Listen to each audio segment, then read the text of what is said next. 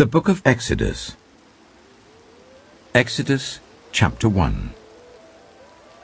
These are the names of the sons of Israel, who went to Egypt with Jacob, each with his family: Reuben, Simeon, Levi, and Judah; Issachar, Zebulun, and Benjamin; Dan and Naphtali; Gad and Asher.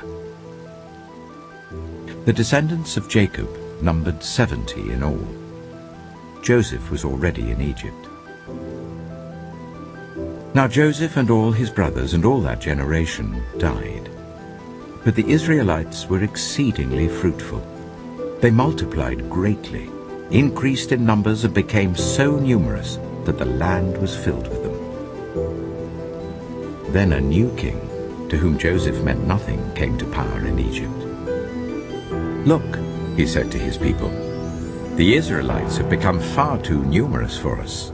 Come, we must deal shrewdly with them, or they will become even more numerous, and, if war breaks out, will join our enemies, fight against us, and leave the country."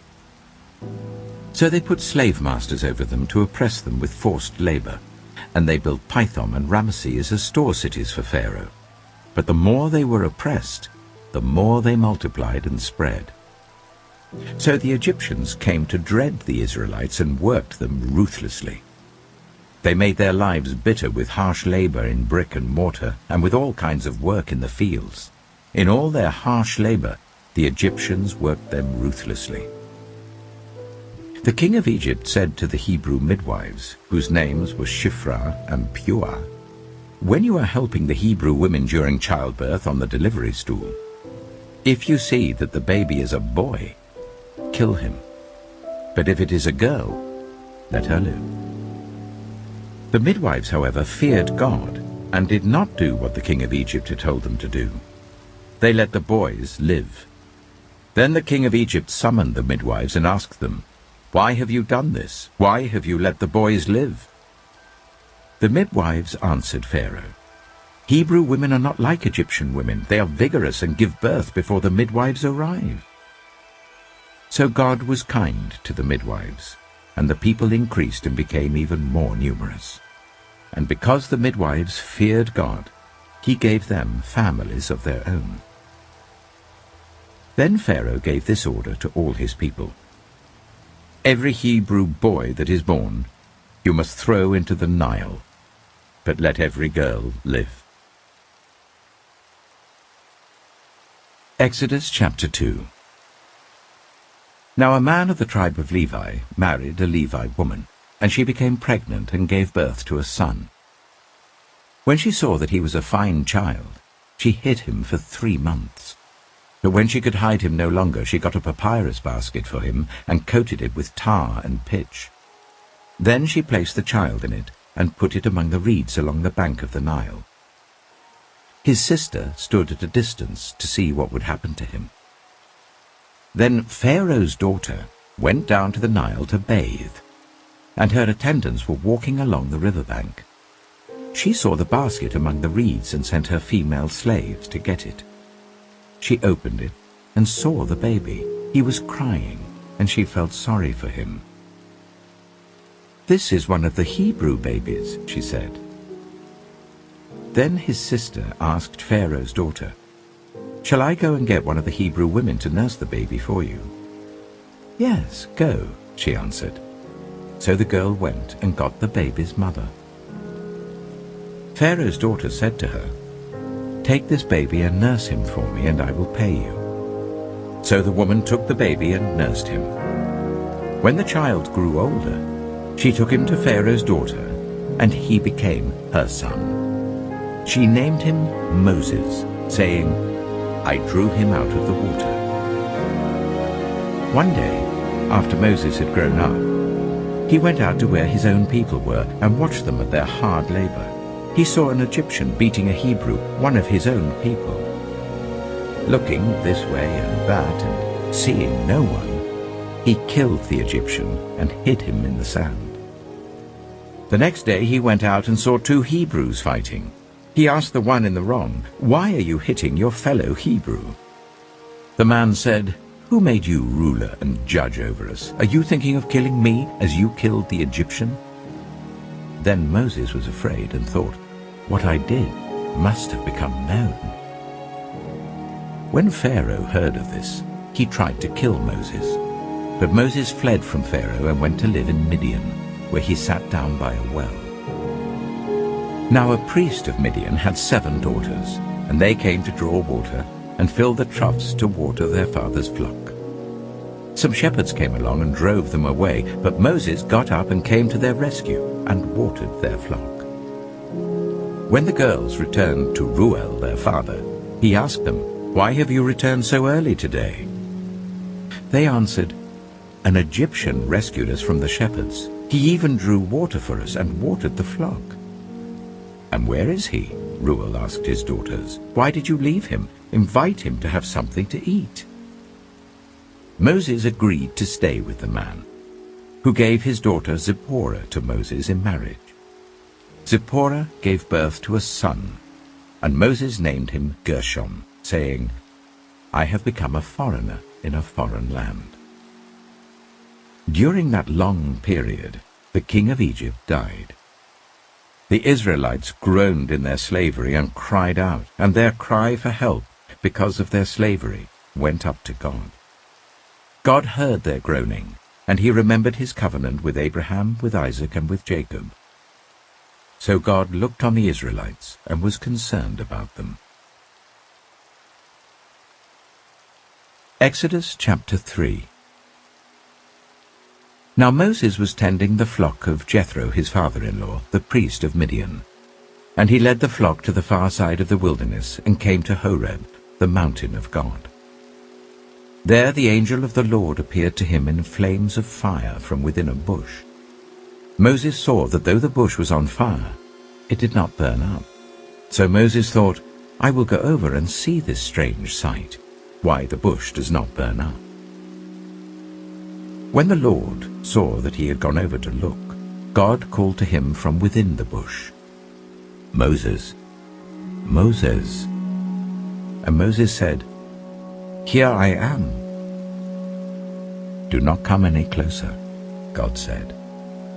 "Take off your sandals, for the place where you are standing is holy ground." Then he said, "I am the God of your father, the God of Abraham, the God of Isaac, and the God of Jacob." At this, Moses hid his face, because he was afraid to look at God. The Lord said, "I have indeed seen the misery of my people in Egypt. I have heard them crying out because of their slave drivers, and I am concerned about their suffering. So I have come down to rescue them from the hand of the Egyptians, and to bring them up out of that land into a good and spacious land, a land flowing with milk and honey, the home of the Canaanites, Hittites, Amorites, Perizzites, Hivites, and Jebusites. And now the cry of the Israelites has reached me, and I have seen the way the Egyptians are oppressing them. So now, go. I'm sending you to Pharaoh to bring my people, the Israelites, out of Egypt." But Moses said to God, "Who am I that I should go to Pharaoh and bring the Israelites out of Egypt?" And God said, "I will be with you, and this will be the sign to you that it is I who have sent you. When you have brought the people out of Egypt, you will worship God on this mountain." Moses said to God, "Suppose I go to the Israelites and say to them, 'The God of your fathers has sent me to you,' and they ask me, 'What is his name?' Then what shall I tell them?" God said to Moses, "I am who I am. This is what you are to say to the Israelites. I am has sent me to you." God also said to Moses, "Say to the Israelites, 'The Lord, the God of your fathers, the God of Abraham, the God of Isaac, and the God of Jacob, has sent me to you. This is my name forever, the name you shall call me from generation to generation. Go, assemble the elders of Israel and say to them, 'The Lord, the God of your fathers, the God of Abraham, Isaac, and Jacob, appeared to me and said, I have watched over you and have seen what has been done to you in Egypt. And I have promised to bring you up out of your misery in Egypt, into the land of the Canaanites, Hittites, Amorites, Perizzites, Hivites, and Jebusites, a land flowing with milk and honey. The elders of Israel will listen to you. Then you and the elders are to go to the king of Egypt and say to him, The Lord, the God of the Hebrews, has met with us. Let us take a 3-day journey into the wilderness to offer sacrifices to the Lord our God. But I know that the king of Egypt will not let you go, unless a mighty hand compels him. So I will stretch out my hand and strike the Egyptians with all the wonders that I will perform among them. After that, he will let you go. And I will make the Egyptians favorably disposed towards his people, so that when you leave you will not go empty-handed. Every woman is to ask her neighbor, and any woman living in her house, for articles of silver and gold and for clothing, which you will put on your sons and daughters, and so you will plunder the Egyptians. Exodus chapter 4.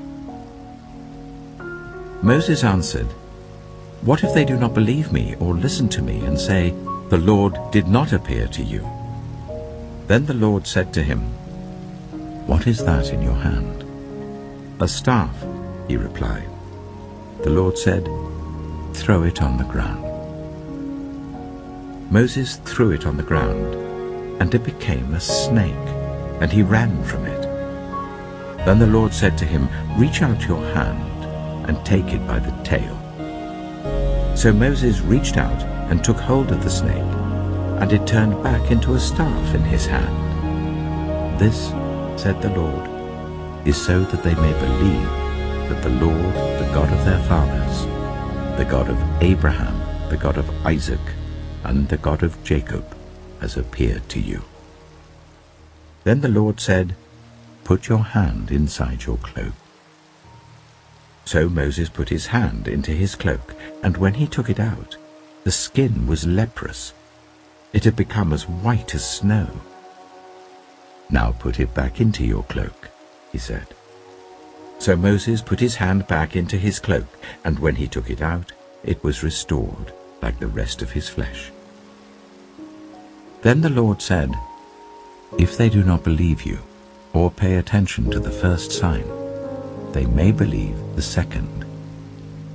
But if they do not believe these 2 signs or listen to you, take some water from the Nile and pour it on the dry ground. The water you take from the river will become blood on the ground. Moses said to the Lord, Pardon your servant, Lord, I have never been eloquent, neither in the past nor since you have spoken to your servant. I am slow of speech and tongue. The Lord said to him, Who gave human beings their mouths? Who makes them deaf or mute? Who gives them sight or makes them blind? Is it not I, the Lord? Now go, I will help you speak, and will teach you what to say. But Moses said, Pardon your servant, Lord. Please send someone else. Then the Lord's anger burned against Moses, and he said, What about your brother, Aaron the Levite? I know he can speak well. He is already on his way to meet you, and he will be glad to see you. You shall speak to him and put words in his mouth. I will help both of you speak, and will teach you what to do. He will speak to the people for you, and it will be as if he were your mouth, and as if you were God to him. But take this staff in your hand, so that you can perform the signs with it. Then Moses went back to Jethro, his father-in-law, and said to him, Let me return to my own people in Egypt, to see if any of them are still alive. Jethro said, Go, and I wish you well. Now the Lord had said to Moses in Midian, "Go back to Egypt, for all those who wanted to kill you are dead." So Moses took his wife and sons, put them on a donkey, and started back to Egypt. And he took the staff of God in his hand. The Lord said to Moses, "When you return to Egypt, see that you perform before Pharaoh all the wonders I have given you the power to do. But I will harden his heart, so that he will not let the people go. Then say to Pharaoh, 'This is what the Lord says. Israel is my firstborn son, and I told you, let my son go so that he may worship me. But you refused to let him go, so I will kill your firstborn son.'" At a lodging place on the way, the Lord met Moses and was about to kill him. But Zipporah took a flint knife, cut off her son's foreskin, and touched Moses' feet with it.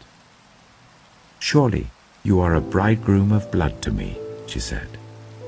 So the Lord let him alone. At that time she said bridegroom of blood, referring to circumcision. The Lord said to Aaron, "Go into the wilderness to meet Moses." So he met Moses at the mountain of God and kissed him. Then Moses told Aaron everything the Lord had sent him to say, and also about all the signs he had commanded him to perform. Moses and Aaron brought together all the elders of the Israelites, and Aaron told them everything the Lord had said to Moses. He also performed the signs before the people, and they believed. And when they heard that the Lord was concerned about them and had seen their misery, they bowed down and worshipped. Exodus chapter 5. Afterwards Moses and Aaron went to Pharaoh and said, "This is what the Lord, the God of Israel, says. Let my people go, so that they may hold a festival to me in the wilderness." Pharaoh said, "Who is the Lord that I should obey him, and let Israel go? I do not know the Lord, and I will not let Israel go." Then they said, "The God of the Hebrews has met with us. Now let us take a 3-day journey into the wilderness to offer sacrifices to the Lord our God, or he may strike us with plagues or with the sword." But the king of Egypt said, "Moses and Aaron, why are you taking the people away from their labor? Get back to your work." Then Pharaoh said, "Look, the people of the land are now numerous, and you are stopping them from working." That same day Pharaoh gave this order to the slave drivers and overseers in charge of the people: "You are no longer to supply the people with straw for making bricks. Let them go and gather their own straw, but require them to make the same number of bricks as before. Don't reduce the quota. They're lazy. That is why they're crying out, 'Let us go and sacrifice to our God.' Make the work harder for the people, so that they keep working and pay no attention to lies." Then the slave drivers and the overseers went out and said to the people, "This is what Pharaoh says, I will not give you any more straw. Go and get your own straw wherever you can find it, but your work will not be reduced at all." So the people scattered all over Egypt to gather stubble to use for straw. The slave drivers kept pressing them, saying, "Complete the work required of you for each day, just as when you had straw." And Pharaoh's slave drivers beat the Israelite overseers they had appointed, demanding, "Why haven't you met your quota of bricks yesterday or today as before?" Then the Israelite overseers went and appealed to Pharaoh, "Why have you treated your servants this way? Your servants are given no straw, yet we are told, 'Make bricks.' Your servants are being beaten, but the fault is with your own people." Pharaoh said, "Lazy. That's what you are, lazy. That is why you keep saying, 'Let us go and sacrifice to the Lord.' Now get to work. You will not be given any straw, yet you must produce your full quota of bricks." The Israelite overseers realized they were in trouble when they were told, "You are not to reduce the number of bricks required of you for each day." When they left Pharaoh, they found Moses and Aaron waiting to meet them, and they said, May the Lord look on you and judge you. You have made us obnoxious to Pharaoh and his officials, and have put a sword in their hand to kill us." Moses returned to the Lord and said, "Why, Lord? Why have you brought trouble on this people? Is this why you sent me? Ever since I went to Pharaoh to speak in your name, he has brought trouble on this people, and you have not rescued your people at all." Exodus chapter 6. Then the Lord said to Moses, "Now you will see what I will do to Pharaoh. Because of my mighty hand, he will let them go. Because of my mighty hand, he will drive them out of his country." God also said to Moses, "I am the Lord. I appeared to Abraham, to Isaac, and to Jacob as God Almighty, but by my name, the Lord, I did not make myself known to them. I also established my covenant with them to give them the land of Canaan, where they resided as foreigners. Moreover, I have heard the groaning of the Israelites, whom the Egyptians are enslaving, and I have remembered my covenant. Therefore say to the Israelites, I am the Lord, and I will bring you out from under the yoke of the Egyptians. I will free you from being slaves to them. I will redeem you with an outstretched arm and with mighty acts of judgment. I will take you as my own people, and I will be your God. Then you will know that I am the Lord your God, who has brought you out from under the yoke of the Egyptians, and I will bring you to the land I swore with uplifted hand to give to Abraham, to Isaac, and to Jacob. I will give it to you as a possession. I am the Lord." Moses reported this to the Israelites, but they did not listen to him because of their discouragement and harsh labor. Then the Lord said to Moses, "Go, tell Pharaoh, king of Egypt, to let the Israelites go out of his country." But Moses said to the Lord, "If the Israelites will not listen to me, why would Pharaoh listen to me, since I speak with faltering lips?" Now the Lord spoke to Moses and Aaron about the Israelites and Pharaoh, king of Egypt, and he commanded them to bring the Israelites out of Egypt. These were the heads of their families.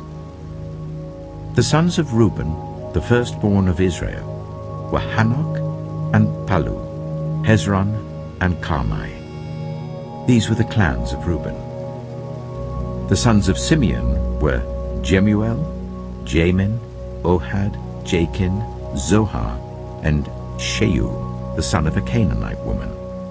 These were the clans of Simeon. These were the names of the sons of Levi according to their records: Gershon, Kohath, and Merari. Levi lived 137 years. The sons of Gershon by clans were Libni and Shimei. The sons of Kohath were Amram, Ishar, Hebron, and Uzziel. Kohath lived 133 years. The sons of Merari were Mahli and Mushi. These were the clans of Levi according to their records. Amram married his father's sister, Jochebed, who bore him Aaron and Moses. Amram lived 137 years. The sons of Izhar were Korah, Nepheg, and Zikri. The sons of Uzziel were Mishael, Elzaphan, and Sithri. Aaron married Elisheba, daughter of Amminadab and sister of Nahshon, and she bore him Nadab and Abihu, Eleazar and Ithamar. The sons of Korah were Asa, Elkanah, and Abiasaph. These were the Koharite clans. Eleazar, son of Aaron, married one of the daughters of Putiel, and she bore him Phinehas.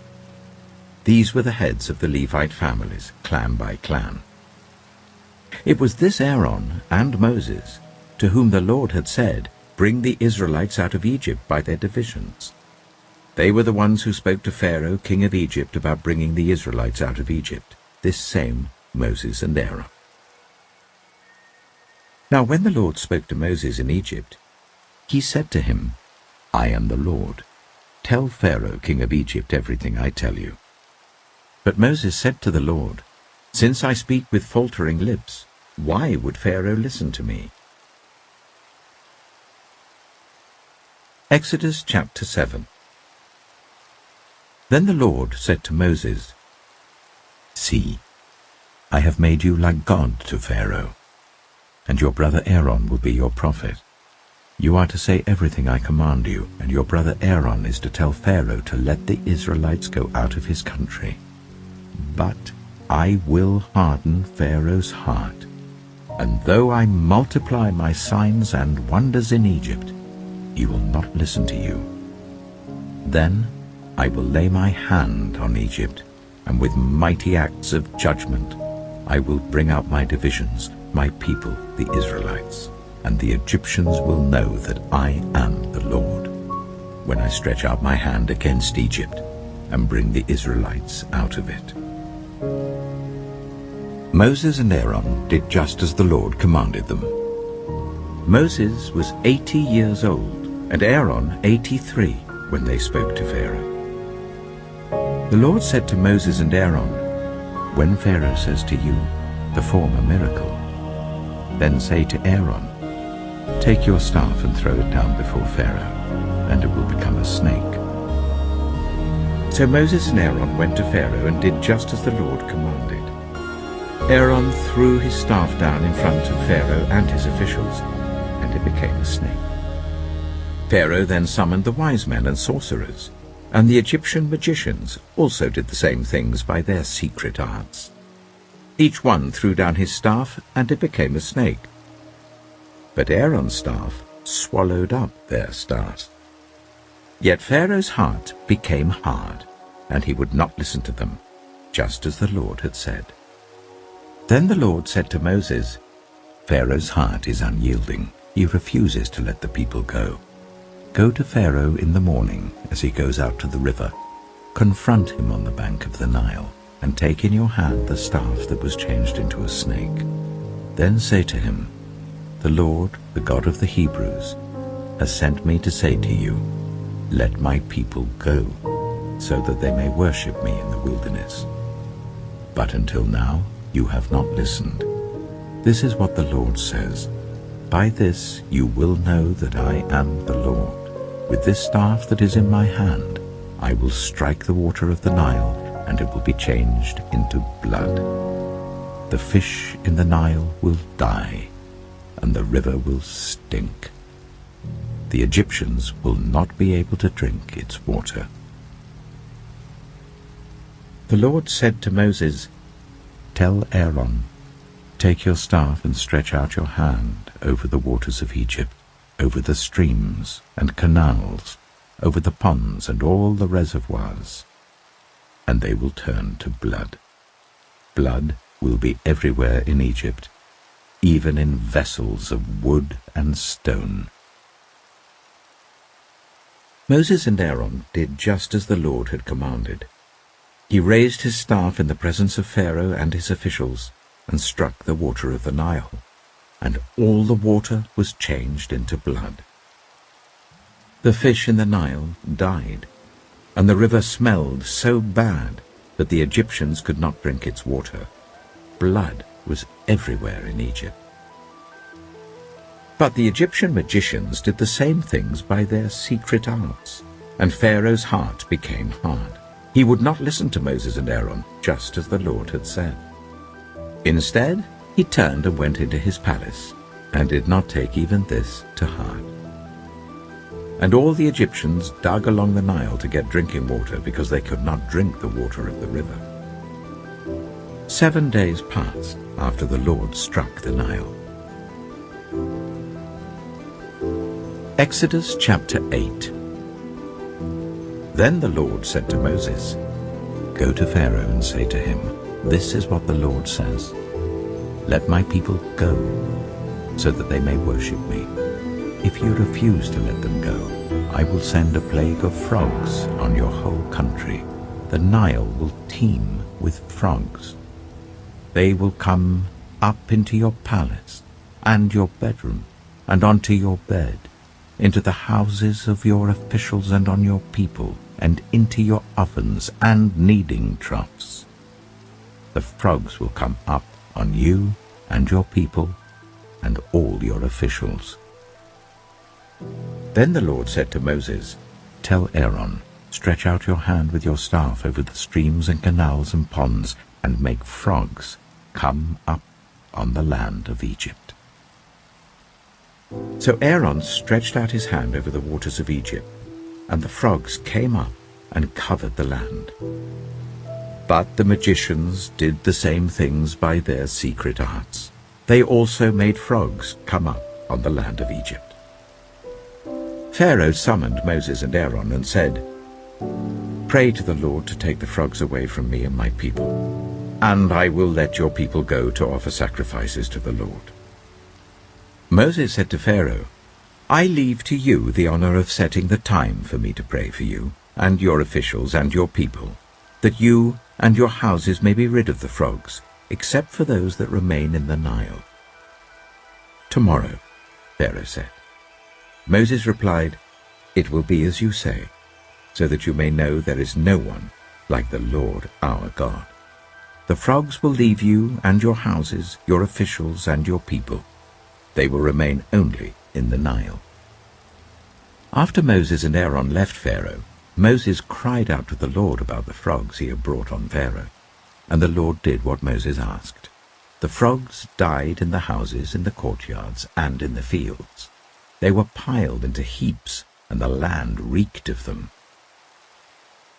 But when Pharaoh saw that there was relief, he hardened his heart and would not listen to Moses and Aaron, just as the Lord had said. Then the Lord said to Moses, "Tell Aaron, stretch out your staff and strike the dust of the ground, and throughout the land of Egypt the dust will become gnats." They did this, and when Aaron stretched out his hand with the staff and struck the dust of the ground, gnats came on people and animals. All the dust throughout the land of Egypt became gnats. But when the magicians tried to produce gnats by their secret arts, they could not. Since the gnats were on people and animals everywhere, the magicians said to Pharaoh, "This is the finger of God."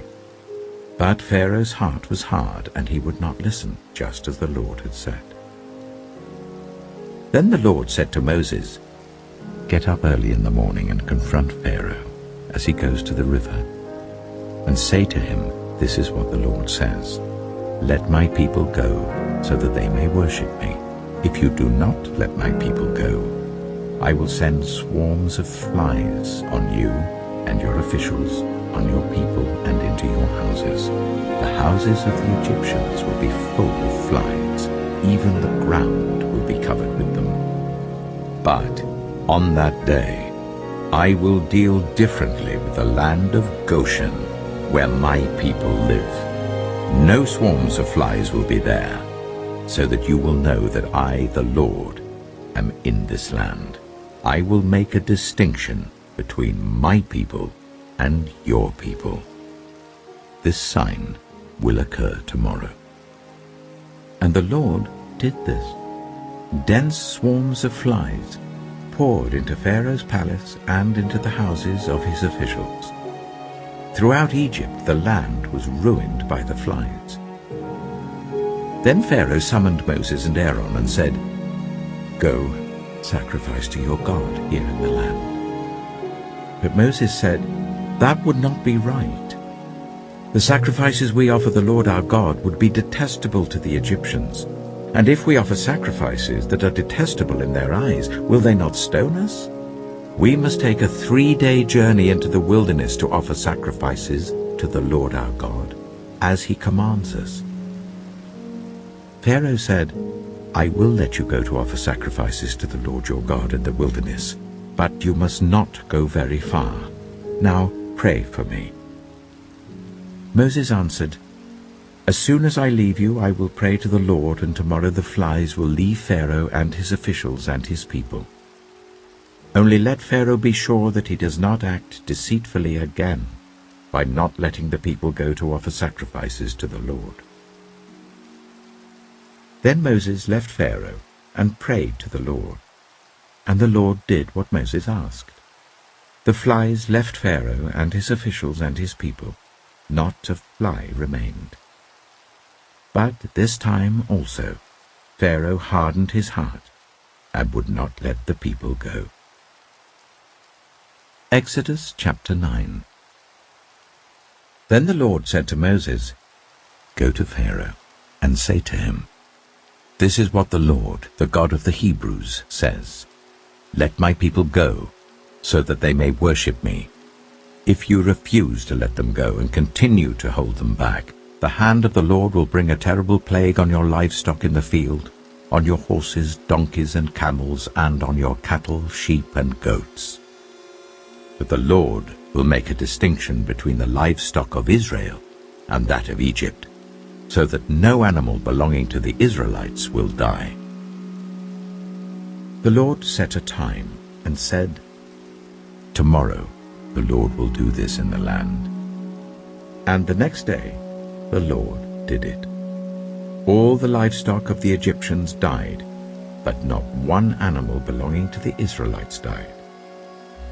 Pharaoh investigated and found that not even one of the animals of the Israelites had died. Yet his heart was unyielding, and he would not let the people go. Then the Lord said to Moses and Aaron, "Take handfuls of soot from a furnace, and let Moses toss it into the air in the presence of Pharaoh. It will become fine dust over the whole land of Egypt, and festering boils will break out on people and animals throughout the land." So they took soot from a furnace and stood before Pharaoh. Moses tossed it into the air, and festering boils broke out on people and animals. The magicians could not stand before Moses because of the boils that were on them and on all the Egyptians. But the Lord hardened Pharaoh's heart, and he would not listen to Moses and Aaron, just as the Lord had said to Moses. Then the Lord said to Moses, "Get up early in the morning, confront Pharaoh, and say to him, 'This is what the Lord, the God of the Hebrews, says. Let my people go, so that they may worship me. For this time I will send the full force of my plagues against you and against your officials and your people, so you may know that there is no one like me in all the earth. For by now I could have stretched out my hand and struck you and your people with a plague that would have wiped you off the earth. But I have raised you up for this very purpose, that I might show you my power, and that my name might be proclaimed in all the earth. You still set yourself against my people and will not let them go. Therefore at this time tomorrow I will send the worst hailstorm that has ever fallen on Egypt from the day it was founded till now. Give an order now to bring your livestock and everything you have in the field to a place of shelter, because the hail will fall on every person and animal that has not been brought in and is still out in the field, and they will die." Those officials of Pharaoh who feared the word of the Lord hurried to bring their slaves and their livestock inside. But those who ignored the word of the Lord left their slaves and livestock in the field. Then the Lord said to Moses, "Stretch out your hand towards the sky so that hail will fall all over Egypt, on people and animals and on everything growing in the fields of Egypt." When Moses stretched out his staff towards the sky, the Lord sent thunder and hail, and lightning flashed down to the ground. So the Lord rained hail on the land of Egypt. Hail fell, and lightning flashed back and forth. It was the worst storm in all the land of Egypt since it had become a nation. Throughout Egypt, hail struck everything in the fields, both people and animals. It beat down everything growing in the fields and stripped every tree. The only place it did not hail was the land of Goshen. where the Israelites were. Then Pharaoh summoned Moses and Aaron. "This time I have sinned," he said to them. "The Lord is in the right, and I and my people are in the wrong. Pray to the Lord, for we have had enough thunder and hail. I will let you go. You don't have to stay any longer." Moses replied, "When I have gone out of the city, I will spread out my hands in prayer to the Lord. The thunder will stop, and there will be no more hail, so you may know that the earth is the Lord's. But I know that you and your officials still do not fear the Lord God." The flax and barley were destroyed, since the barley was in the ear and the flax was in bloom. The wheat and spelt, however, were not destroyed, because they ripened later. Then Moses left Pharaoh and went out of the city. He spread his hands towards the Lord. The thunder and hail stopped, and the rain no longer poured down on the land. When Pharaoh saw that the rain and hail and thunder had stopped, he sinned again. He and his officials hardened their hearts. So Pharaoh's heart was hard, and he would not let the Israelites go, just as the Lord had said through Moses. Exodus chapter 10. Then the Lord said to Moses, "Go to Pharaoh, for I have hardened his heart and the hearts of his officials, so that I may perform these signs of mine among them, that you may tell your children and grandchildren how I dealt harshly with the Egyptians, and how I performed my signs among them, and that you may know that I am the Lord." So Moses and Aaron went to Pharaoh and said to him, "This is what the Lord, the God of the Hebrews, says. How long will you refuse to humble yourself before me? Let my people go, so that they may worship me.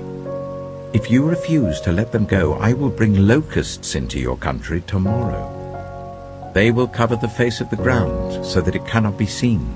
They will devour what little you have left after the hail, including every tree that is growing in your fields. They will fill your houses and those of all your officials and all the Egyptians, something neither your parents nor your ancestors have ever seen, from the day they settled in this land till now." Then Moses turned and left Pharaoh. Pharaoh's officials said to him, "How long will this man be a snare to us? Let the people go, so that they may worship the Lord their God. Do you not realize that Egypt is ruined?" Then Moses and Aaron were brought back to Pharaoh.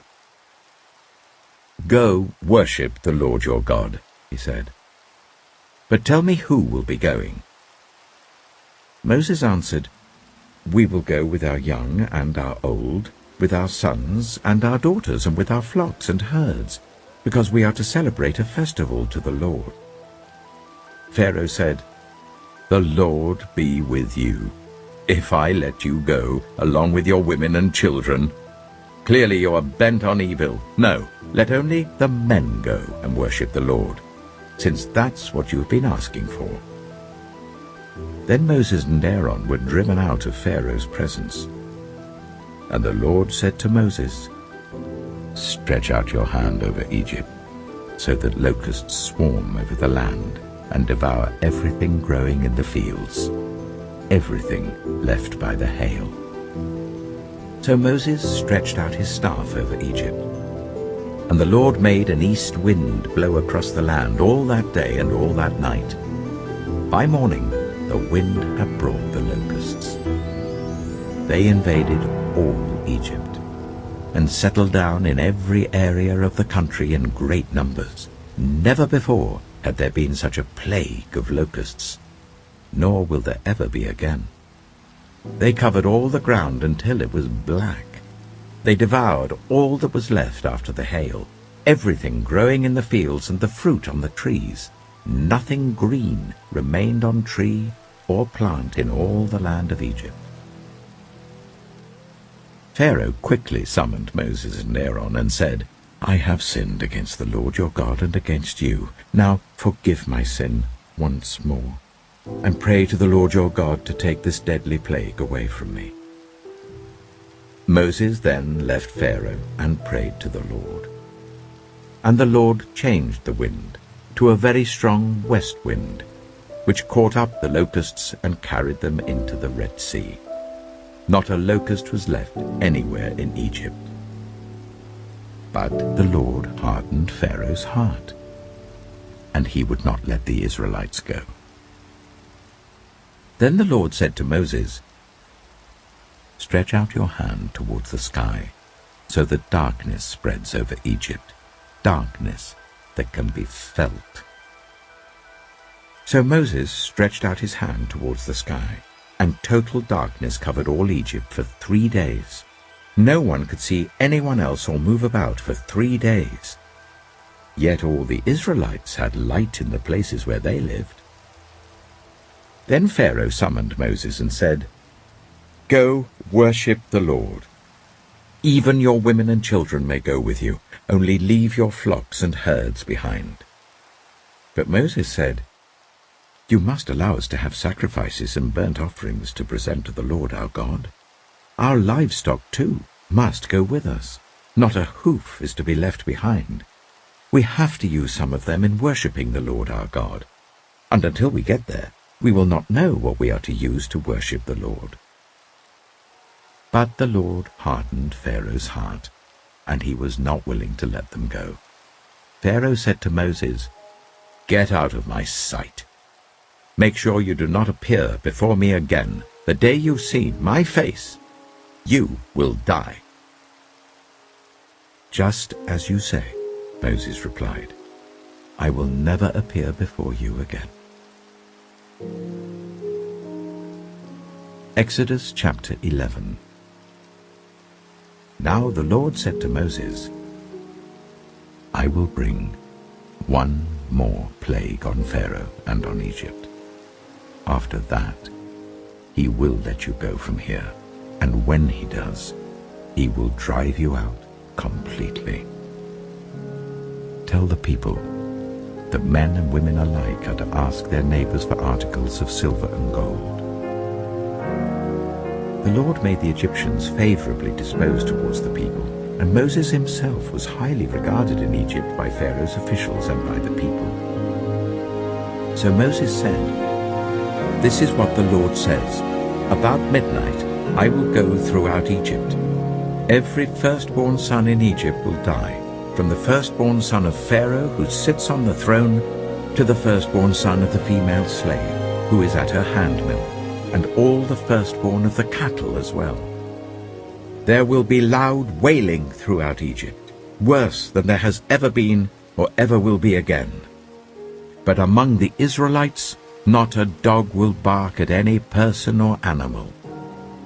Then you will know that the Lord makes a distinction between Egypt and Israel. All these officials of yours will come to me, bowing down before me, and saying, 'Go, you and all the people who follow you.' After that, I will leave." Then Moses, hot with anger, left Pharaoh. The Lord had said to Moses, "Pharaoh will refuse to listen to you, so that my wonders may be multiplied in Egypt." Moses and Aaron performed all these wonders before Pharaoh, but the Lord hardened Pharaoh's heart, and he would not let the Israelites go out of his country. Exodus chapter 12. The Lord said to Moses and Aaron in Egypt, "This month is to be for you the first month of your year. Tell the whole community of Israel that on the 10th day of this month each man is to take a lamb for his family, one for each household. If any household is too small for a whole lamb, they must share one with their nearest neighbor, having taken into account the number of people there are. You are to determine the amount of lamb needed in accordance with what each person will eat. The animals you choose must be year-old males, without defect, and you may take them from the sheep or the goats. Take care of them until the 14th day of the month, when all the members of the community of Israel must slaughter them at twilight. Then they are to take some of the blood and put it on the sides and tops of the door frames of the houses where they eat the lambs. That same night they are to eat the meat roasted over the fire, along with bitter herbs and bread made without yeast. Do not eat the meat raw or boiled in water, but roast it over a fire, with the head, legs, and internal organs. Do not leave any of it till morning. If some is left till morning, you must burn it. This is how you are to eat it, with your cloak tucked into your belt, your sandals on your feet, and your staff in your hand. Eat it in haste.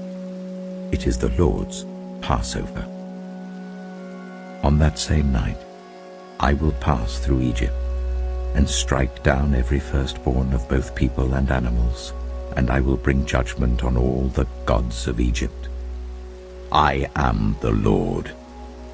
The blood will be a sign for you on the houses where you are, and when I see the blood, I will pass over you. No destructive plague will touch you when I strike Egypt.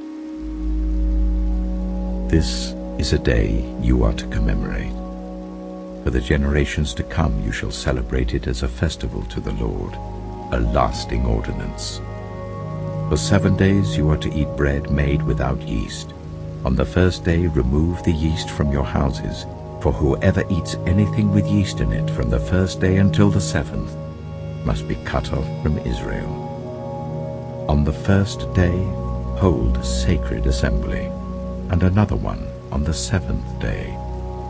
Do no work at all on these days, except to prepare food for everyone to eat. That is all you may do. Celebrate the festival of unleavened bread, because it was on this very day that I brought your divisions out of Egypt. Celebrate this day as a lasting ordinance for the generations to come. In the first month you are to eat bread made without yeast, from the evening of the 14th day until the evening of the 21st day. For 7 days no yeast is to be found in your houses, and anyone, whether foreigner or native born, who eats anything with yeast in it must be cut off from the community of Israel. Eat nothing made with yeast. Wherever you live, you must eat unleavened bread.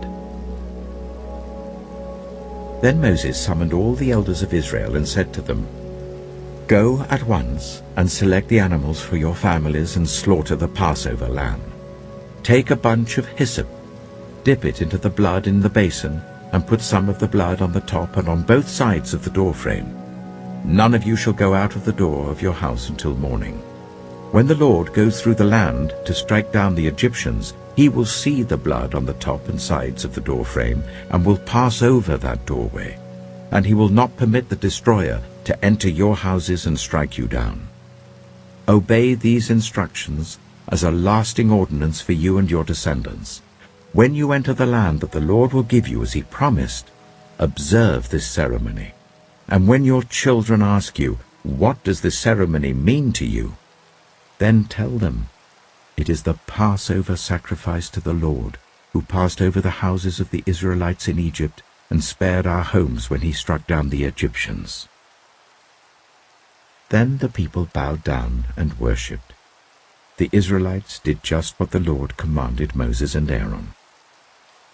At midnight, the Lord struck down all the firstborn in Egypt, from the firstborn of Pharaoh who sat on the throne, to the firstborn of the prisoner who was in the dungeon, and the firstborn of all the livestock as well. Pharaoh and all his officials and all the Egyptians got up during the night, and there was loud wailing in Egypt, for there was not a house without someone dead.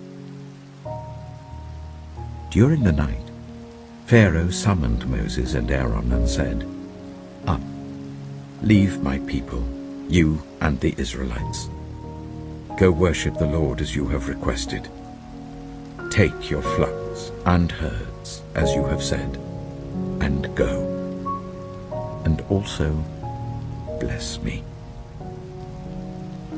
The Egyptians urged the people to hurry and leave the country, for otherwise, they said, we will all die. So the people took their dough before the yeast was added and carried it on their shoulders in kneading troughs wrapped in clothing. The Israelites did as Moses instructed and asked the Egyptians for articles of silver and gold and for clothing. The Lord had made the Egyptians favorably disposed towards the people, and they gave them what they asked for. So they plundered the Egyptians. The Israelites journeyed from Ramesses to Succoth. There were about 600,000 men on foot, besides women and children. Many other people went up with them, and also large droves of livestock, both flocks and herds. With the dough the Israelites had brought from Egypt, they baked loaves of unleavened bread. The dough was without yeast because they had been driven out of Egypt and did not have time to prepare food for themselves. Now the length of time the Israelite people lived in Egypt was 430 years.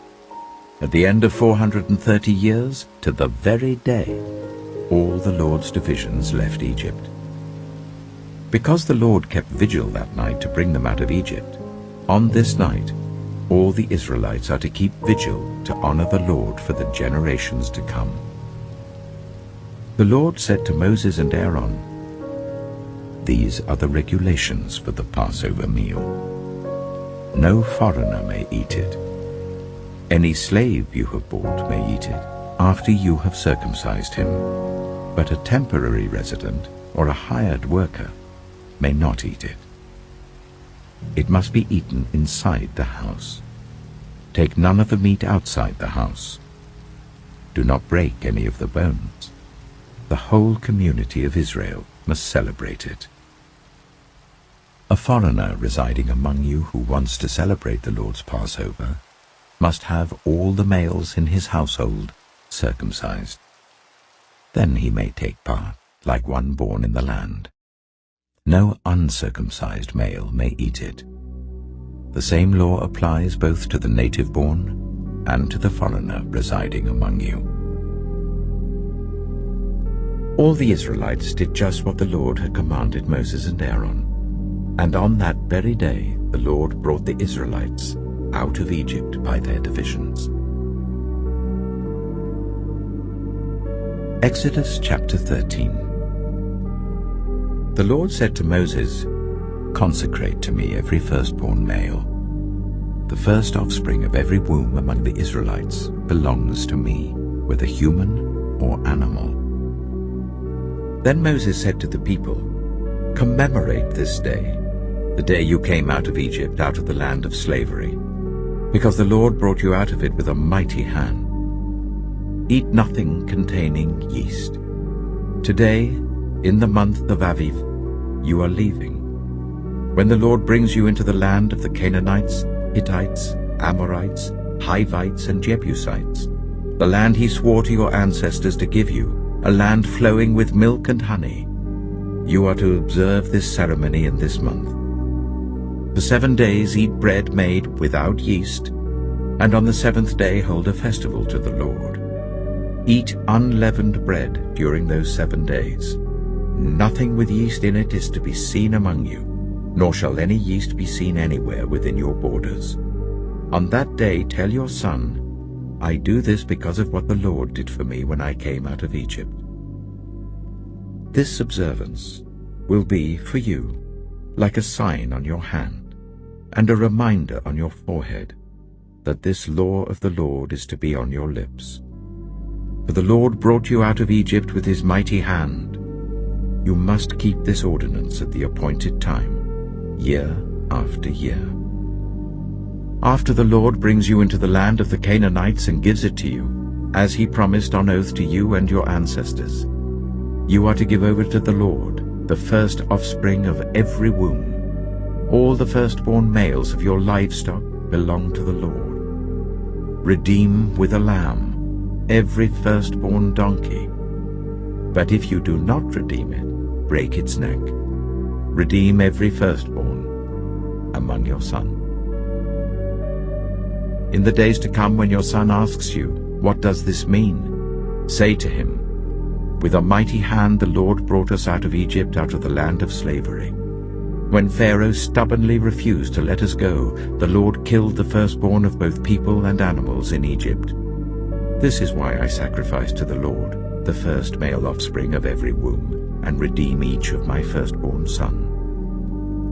And it will be like a sign on your hand, and a symbol on your forehead, that the Lord brought us out of Egypt with his mighty hand. When Pharaoh let the people go, God did not lead them on the road through the Philistine country, though that was shorter. For God said, if they face war, they might change their minds and return to Egypt. So God led the people around by the desert road towards the Red Sea. The Israelites went up out of Egypt ready for battle. Moses took the bones of Joseph with him, because Joseph had made the Israelites swear an oath. He had said, God will surely come to your aid, and then you must carry my bones up with you from this place. After leaving Succoth, they camped at Etham on the edge of the desert. By day the Lord went ahead of them in a pillar of cloud to guide them on their way, and by night in a pillar of fire to give them light, so that they could travel by day or night. Neither the pillar of cloud by day nor the pillar of fire by night left its place in front of the people.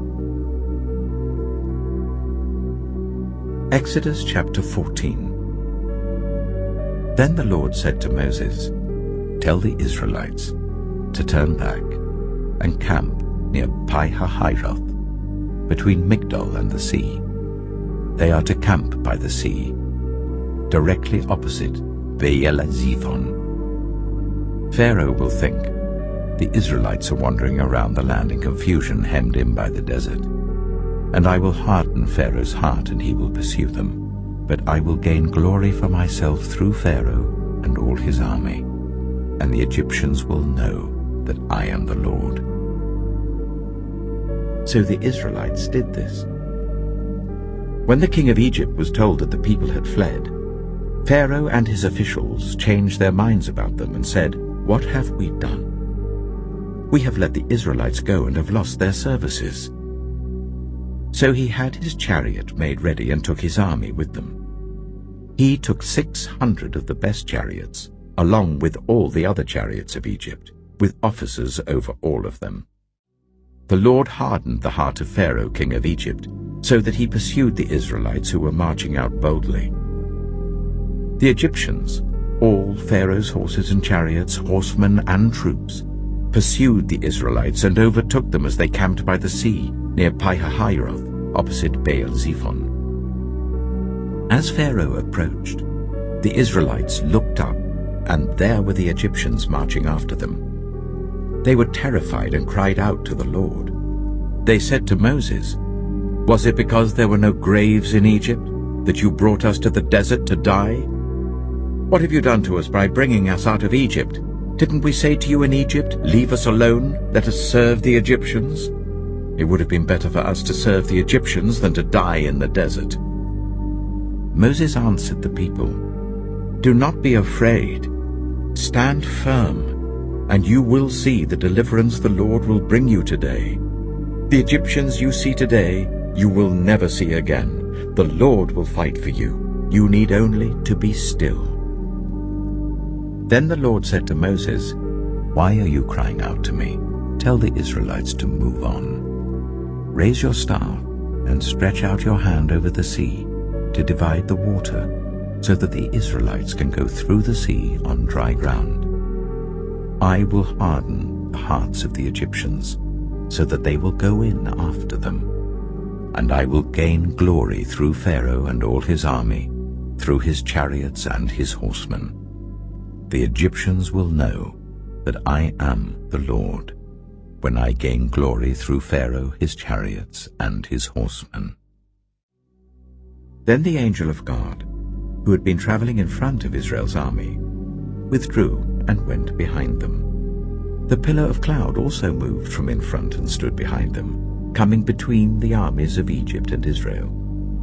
Throughout the night the cloud brought darkness to the one side and light to the other, so neither went near the other all night long. Then Moses stretched out his hand over the sea, and all that night the Lord drove the sea back with a strong east wind and turned it into dry land. The waters were divided, and the Israelites went through the sea on dry ground, with a wall of water on their right and on their left. The Egyptians pursued them, and all Pharaoh's horses and chariots and horsemen followed them into the sea.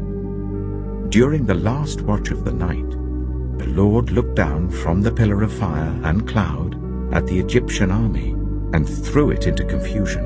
He jammed the wheels of their chariots so that they had difficulty driving. And the Egyptians said, "Let's get away from the Israelites. The Lord is fighting for them against Egypt." Then the Lord said to Moses, "Stretch out your hand over the sea, so that the waters may flow back over the Egyptians and their chariots and horsemen."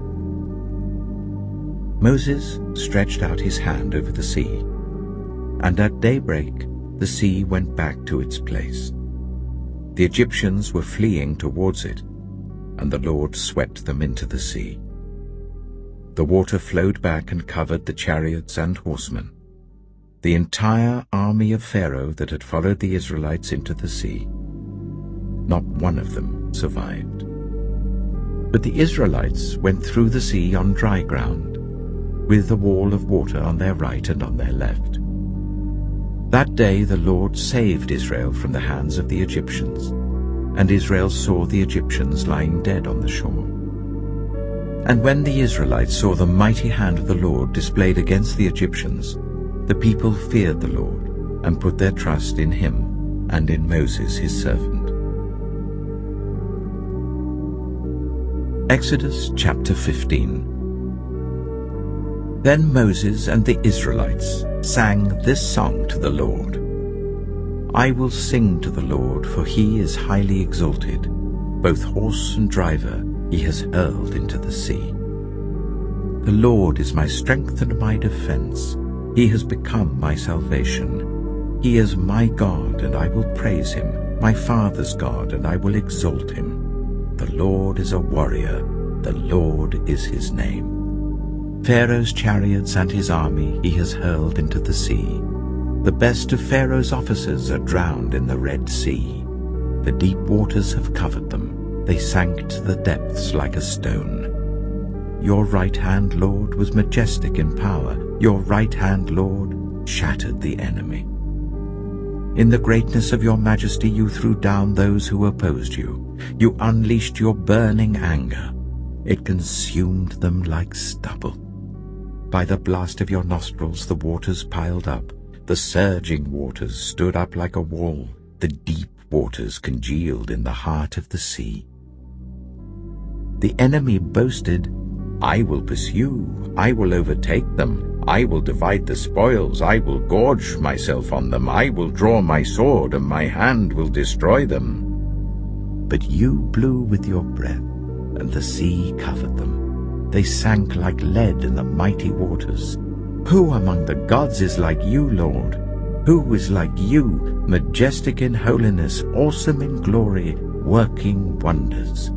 You stretch out your right hand, and the earth swallows your enemies. In your unfailing love you will lead the people you have redeemed. In your strength you will guide them to your holy dwelling. The nations will hear and tremble. Anguish will grip the people of Philistia. The chiefs of Edom will be terrified. The leaders of Moab will be seized with trembling. The people of Canaan will melt away. Terror and dread will fall on them. By the power of your arm, they will be as still as a stone, until your people pass by, Lord, until the people you bought pass by. You will bring them in and plant them on the mountain of your inheritance, the place, Lord, you made for your dwelling, the sanctuary, Lord, your hands established. The Lord reigns forever and ever. When Pharaoh's horses, chariots, and horsemen went into the sea, the Lord brought the waters of the sea back over them, but the Israelites walked through the sea on dry ground. Then Miriam, the prophet, Aaron's sister, took a tambourine in her hand, and all the women followed her with tambourines and dancing. Miriam sang to them, "Sing to the Lord, for he is highly exalted. Both horse and driver he has hurled into the sea." Then Moses led Israel from the Red Sea, and they went into the desert of Shur. For 3 days they traveled in the desert without finding water. When they came to Marah, they could not drink its water because it was bitter. That is why the place is called Marah. So the people grumbled against Moses, saying, "What are we to drink?" Then Moses cried out to the Lord, and the Lord showed him a piece of wood. He threw it into the water, and the water became fit to drink. There the Lord issued a ruling and instruction for them and put them to the test. He said, "If you listen carefully to the Lord your God and do what is right in his eyes, if you pay attention to his commands and keep all his decrees, I will not bring on you any of the diseases I brought on the Egyptians, for I am the Lord who heals you." Then they came to Elim, where there were 12 springs and 70 palm trees, and they camped there near the water. Exodus chapter 16. The whole Israelite community set out from Elim and came to the desert of Sin, which is between Elim and Sinai, on the 15th day of the 2nd month after they had come out of Egypt. In the desert, the whole community grumbled against Moses and Aaron. The Israelites said to them, "If only we had died by the Lord's hand in Egypt. There we sat round pots of meat and ate all the food we wanted. But you have brought us out into this desert to starve this entire assembly to death." Then the Lord said to Moses, "I will rain down bread from heaven for you. The people are to go out each day and gather enough for that day. In this way I will test them and see whether they will follow my instructions. On the 6th day they are to prepare what they bring in, and that is to be twice as much as they gather on the other days." So Moses and Aaron said to all the Israelites, "In the evening you will know that it was the Lord who brought you out of Egypt. And in the morning you will see the glory of the Lord, because he has heard your grumbling against him. Who are we that you should grumble against us?" Moses also said, "You will know that it was the Lord when he gives you meat to eat in the evening, and all the bread you want in the morning, because he has heard your grumbling against him. Who are we? You are not grumbling against us, but against the Lord." Then Moses told Aaron, "Say to the entire Israelite community, 'Come before the Lord, for he has heard your grumbling.'"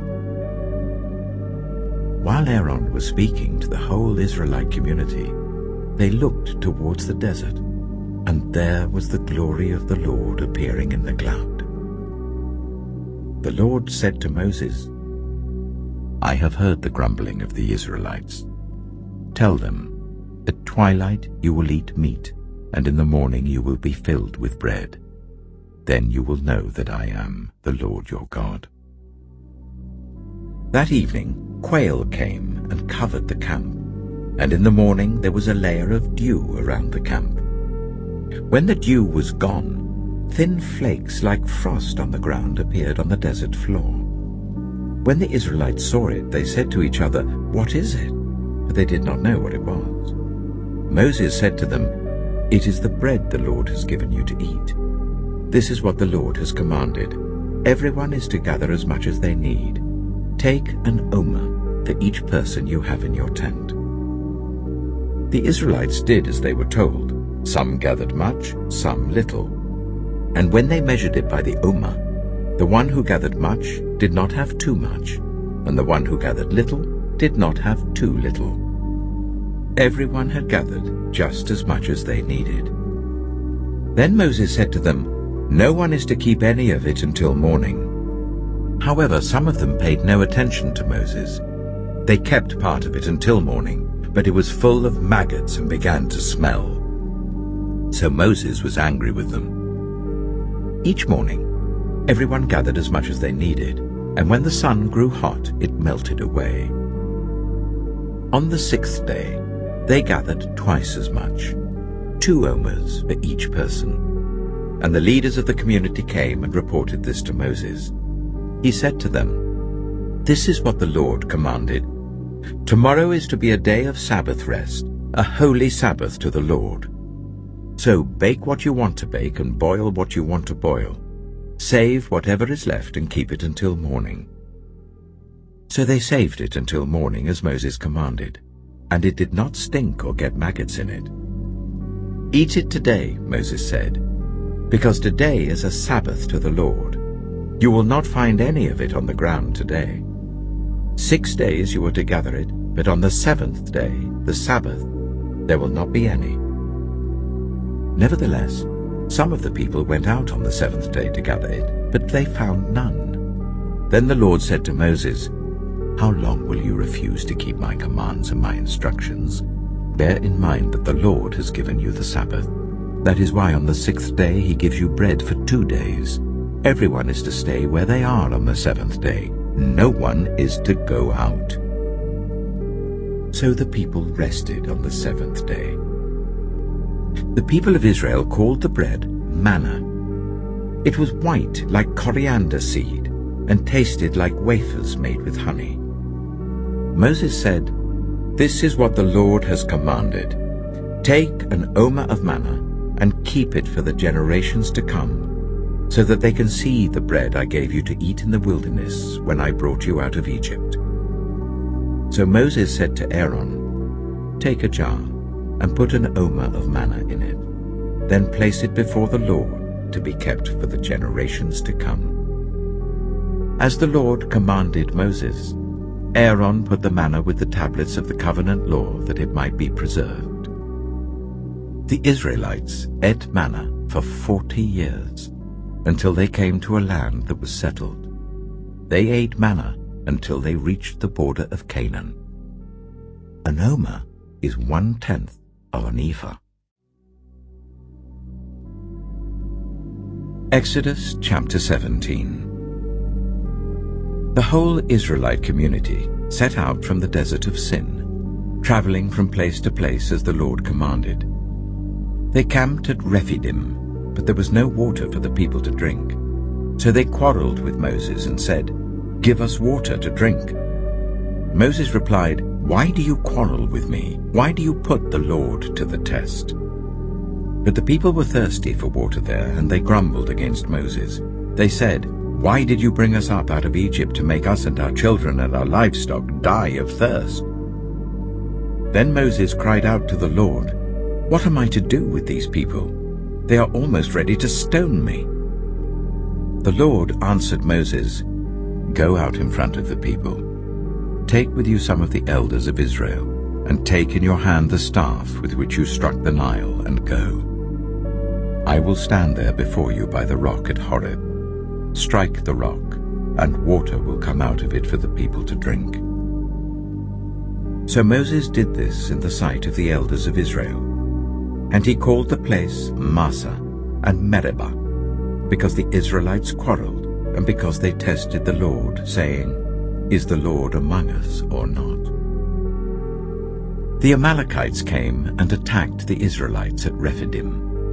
Moses said to Joshua, "Choose some of our men and go out to fight the Amalekites. Tomorrow I will stand on top of the hill with the staff of God in my hands." So Joshua fought the Amalekites as Moses had ordered, and Moses, Aaron, and Hur went to the top of the hill. As long as Moses held up his hands, the Israelites were winning, but whenever he lowered his hands, the Amalekites were winning. When Moses' hands grew tired, they took a stone and put it under him, and he sat on it. Aaron and Hur held his hands up, one on one side, one on the other, so that his hands remained steady till sunset.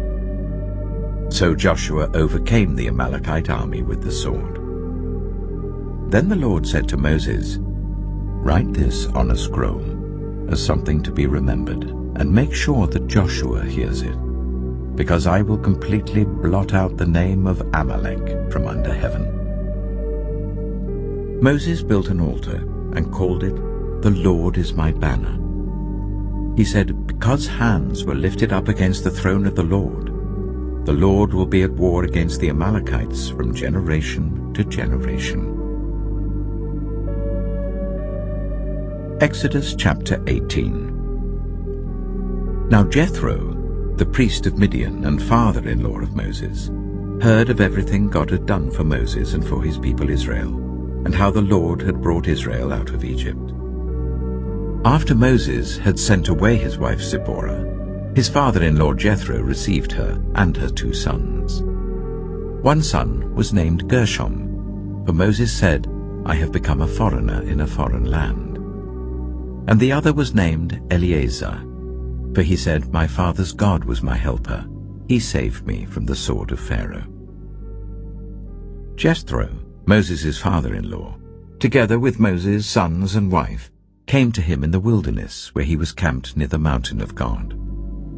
Jethro had sent word to him, "I, your father-in-law Jethro, am coming to you with your wife and her 2 sons."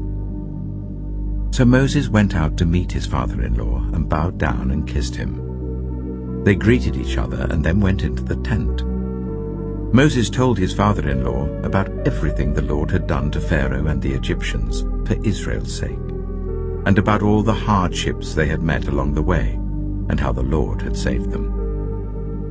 Jethro was delighted to hear about all the good things the Lord had done for Israel in rescuing them from the hand of the Egyptians. He said, "Praise be to the Lord who rescued you from the hand of the Egyptians and of Pharaoh, and who rescued the people from the hand of the Egyptians. Now I know that the Lord is greater than all other gods, for he did this to those who had treated Israel arrogantly." Then Jethro, Moses' father-in-law, brought a burnt offering and other sacrifices to God. And Aaron came with all the elders of Israel to eat a meal with Moses' father-in-law in the presence of God.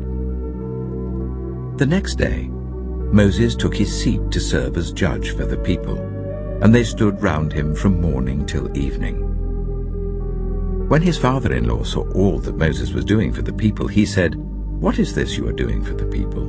Why do you alone sit as judge, while all these people stand round you from morning till evening?" Moses answered him, "Because the people come to me to seek God's will. Whenever they have a dispute, it is brought to me, and I decide between the parties and inform them of God's decrees and instructions." Moses' father-in-law replied, "What you are doing is not good. You and these people who come to you will only wear yourselves out.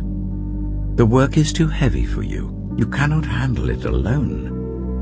Listen now to me, and I will give you some advice, and may God be with you. You must be the people's representative before God and bring their disputes to him. Teach them his decrees and instructions, and show them the way they are to live and how they are to behave. But select capable men from all the people, men who fear God, trustworthy men who hate dishonest gain, and appoint them as officials over thousands, hundreds, fifties, and tens. Let them serve as judges for the people at all times. But let them bring every difficult case to you. The simple cases they can decide themselves. That will make your load lighter, because they will share it with you. If you do this, and God so command, you will be able to stand the strain, and all these people will go home satisfied." Moses listened to his father-in-law and did everything he said. He chose capable men from all Israel and made them leaders of the people, officials over thousands, hundreds, fifties, and tens. They served as judges for the people at all times. The difficult cases they brought to Moses, but the simple ones they decided themselves. Then Moses sent his father-in-law on his way, and Jethro returned to his own country.